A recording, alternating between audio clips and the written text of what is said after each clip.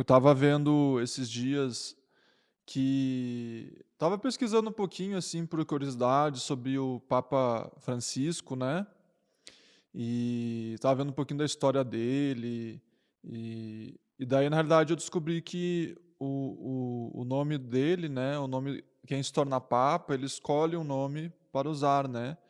Então o nome do Papa Francisco não na realidade não é Francisco, né.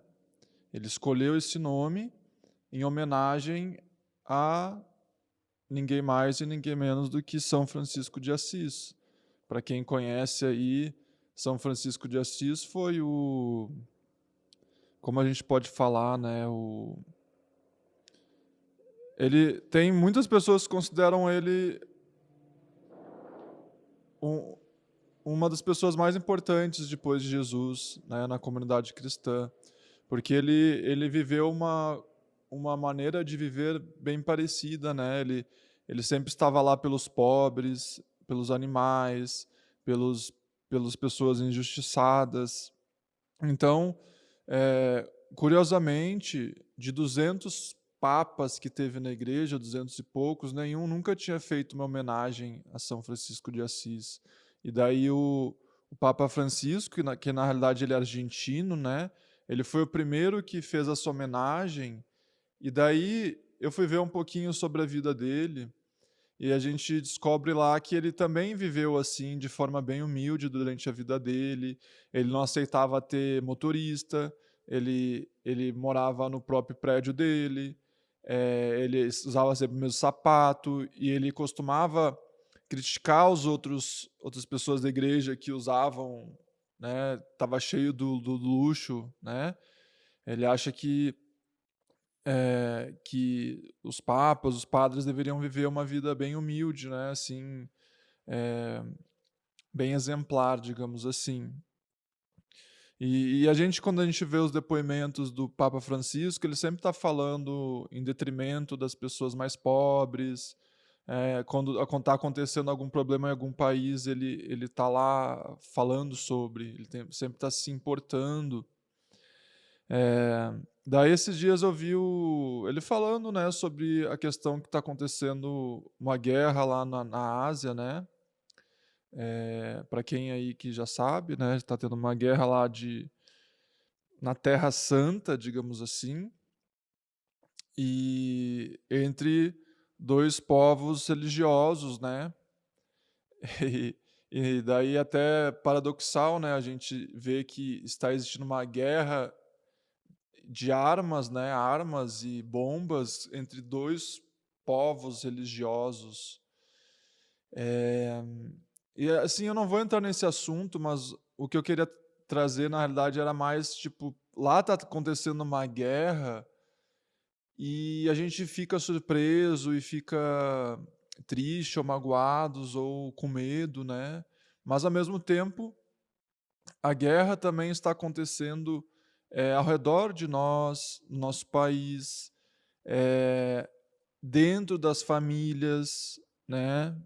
É muito, assim, não que seja triste, mas é triste ver que dentro das famílias também existe guerra lá, guerra, assim, tanto desentendimento, né. A família que é um nome quando você pensa em família, esse nome deveria trazer um conforto, né.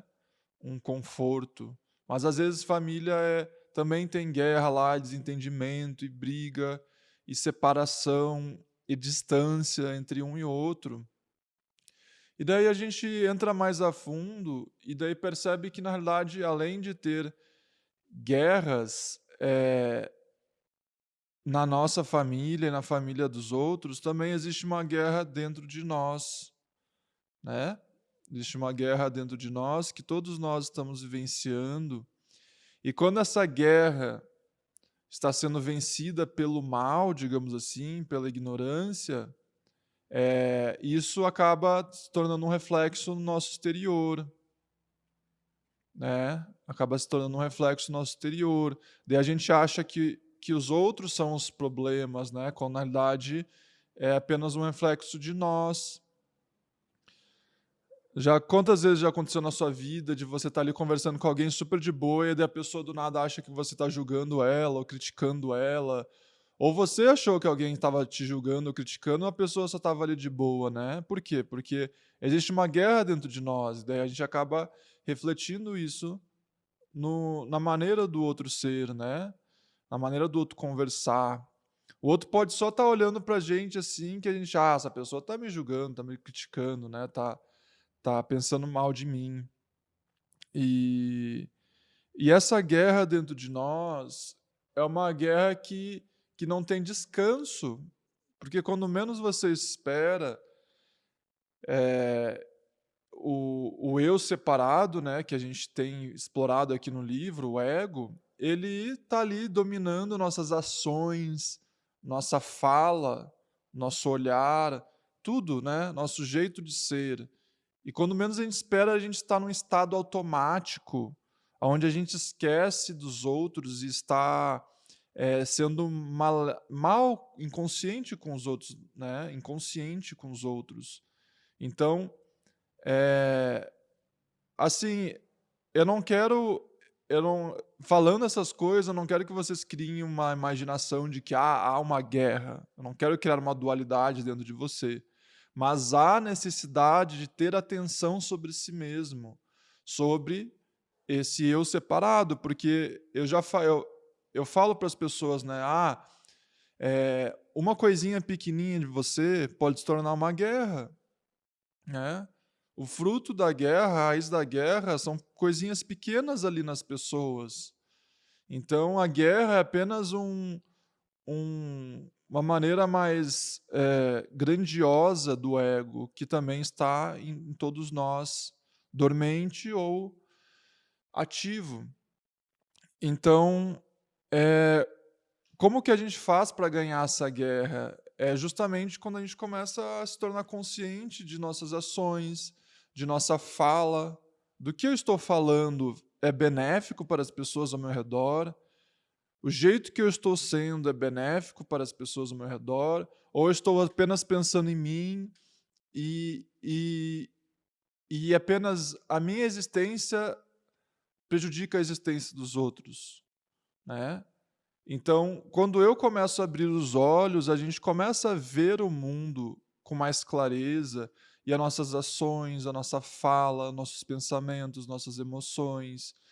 E a gente começa a se tornar uma presença benevolente no mundo, não se tornar um santo, mas simplesmente uma pessoa que causa menos mal, né. Só de estarmos causando menos o mal já é muito bom, né. A gente não precisa querer estar salvando a humanidade, porque já é difícil parar de causar o mal, não é verdade?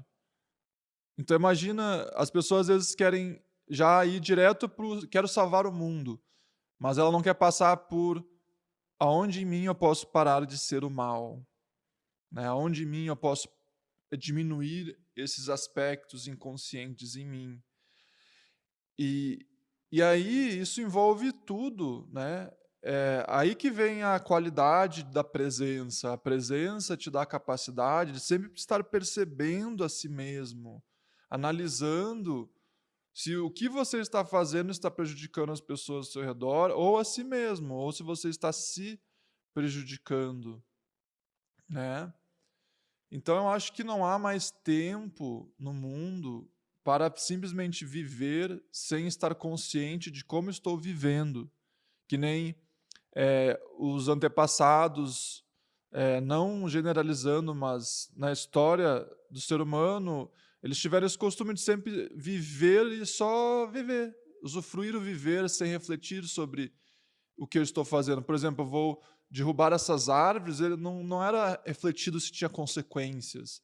Eu vou jogar esse plástico no oceano, não vou refletir se tem consequências. Eu vou maltratar o meu filho, eu não vou refletir se tem consequências. Então, uma pessoa consciente sempre está presente cada vez mais das, das ações e das consequências, né? Então a gente começa a ficar com os olhos abertos, porque nunca pode ser eu acima de tudo, né, eu acima de tudo, né, por exemplo, um ditador, ou um comunista, sei lá, essas pessoas que causam mal. É eu acima de tudo, a minha religião acima da sua, é o meu país acima do seu, né? Então é sempre o autocentrismo, eu acima de tudo é a causa dos problemas que a gente vê, né, bastante no mundo. É o lucro acima do bem-estar do meio ambiente,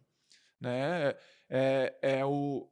Por exemplo, que nem o dono, sem entrar em polêmicas, mas o cara que vende cigarro, né? O cara que é dono de uma indústria bilionária de cigarro, ele sabe que ele está matando mais de 500 mil pessoas por ano nos Estados Unidos por causa do cigarro. Só que ele não quer perder o lucro dele, né? Ele não quer, ele tem a dependência dele. Então é o lucro acima de tudo, eu acima de tudo. Mas é claro, não quero entrar em polêmicas, porque daí esses assuntos podem levar horas para a gente. Eu não estou querendo ofender nada aqui, eu só estou querendo enfatizar: eu acima de tudo, isso nunca pode acontecer. Né? É sempre. O meu eu sempre tem que estar com todos os eus. E não que você vai viver para os outros, não é isso que eu estou falando. Né? Não, é difícil viver para agradar a todos, não é isso que eu estou falando. Até porque a gente nunca vai conseguir agradar a todos, mas é sempre estar consciente do meu agir, se está vindo do meu coração, se está vindo da minha sabedoria, ou se eu estou apenas no automático. Né? Porque é muito fácil falar para as pessoas assim: se adapta ao meu jeito. Né? É muito fácil. E tudo bem, os outros vão se adaptar a nós. Mas daí a gente perde a chance de evoluir quando a gente faz isso. Né? Se adapta. Né? Então, nós que estamos aqui, eu tenho certeza que todos vocês estão escolhendo olhar para si mesmos e desconstruir o que não é benéfico e alimentar o que é benéfico em si. Né? A gente não está buscando a perfeição aqui, eu também não quero que você confunda com perfeição. É apenas, né, ser um pouquinho mais consciente, cada dia mais, um pouquinho mais.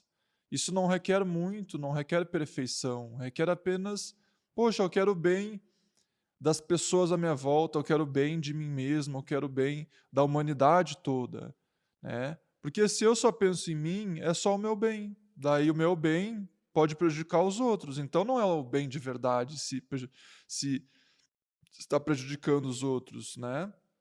Está sacrificando o bem dos outros, né? Então, essa era a reflexão que eu queria trazer, né, tem essa frase do São Francisco de Assis que fala assim, é, deixa eu ver aqui, não adianta andar em qualquer lugar para pregar, a menos que o nosso caminho seja a pregação, o nosso caminhar seja a pregação. Então, não adianta a gente ficar pregando sobre as coisas e falando, né? A gente tem que estar alinhado nas nossas ações, né? Ao invés de a gente fazer, eh, por exemplo, milhares de cursos, que a gente faça um e viva aquilo, né? Daí, quando a gente estiver vivendo aquilo, daí a gente vai lá e faz mais um. Daí a gente vive aquilo. Daí a gente começa a alinhar com o que eu sei. Porque saber e não fazer é não saber. Se eu sei de algo, mas não vivo isso que eu sei, então, no fundo, eu não sei de verdade. É o Osho que fala isso. Ele fala, saber, mas não fazer é, no fundo, não saber. Então, que nem, por exemplo, esses últimos tempos, eu poderia estar fazendo mais coisas, mais cursos, os satsangs semanais, eu até falei que eu ia fazer a arca aqui, mas não, eu estou dedicando tempo para mim, para mim olhar para minha pregação no meu caminhar, para mim olhar como está dentro de mim as coisas, para que, para que sempre esteja alinhado, né? E é claro que a gente nunca vai fazer isso perfeitamente, tudo que eu sei com a minha maneira de agir, mas sempre ter esse mandamento, digamos assim, de botar em primeiro lugar, que nem fala lá na Bíblia, né, de amar uns aos outros, de não julgar. Eu estava até vendo uma das definições da palavra Satanás, uma das definições, não apenas essa, mas uma das definições da palavra Satanás significa acusar, o acusador, né. Então, sabe quando a gente está acusando os outros, a gente sabe que é errado, a gente nem conhece a pessoa, a gente não sabe o que está acontecendo na vida dela, a gente está ali acusando, né, e ali de certa forma, Satanás é uma metáfora, né, esse lado de nós que está acusando, que faz a gente se separar um do outro. Porque no momento que eu acuso alguém, eu estou me separando daquele ser, né, eu estou me distanciando dele. Então a acusação nunca vem de um lugar de amor, né, nunca vem de um lugar de amor e nunca deve ser alimentado em nós. Então é por isso que eu digo que há uma guerra, ao mesmo tempo que eu não quero alimentar essa dualidade em vocês, há uma guerra, porque você vê que dentro de você existe algo que está sempre acusando os outros, que está sempre julgando, que está sempre criticando, ou cada pessoa tem os seus jeitos, mas a gente tem